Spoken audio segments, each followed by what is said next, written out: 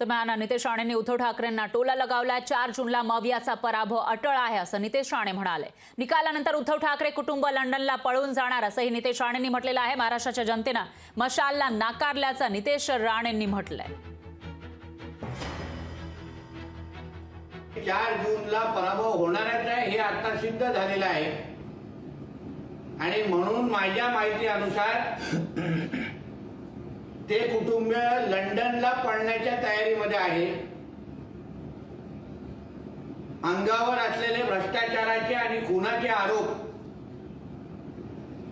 याचमुळे उद्धव ठाकरे आपल्या मुलांना घेऊन लंडनला पळण्याच्या तयारीमध्ये आहे। म्हणून लवकरात लवकर पोलीस खात्याने त्याच्या नावाने लुकआउट नोटीस काढावी आणि त्याचबरोबर त्यांचे पासपोर्ट जप्त करावेत अशी मागणी मी या निमित्ताने करतोय।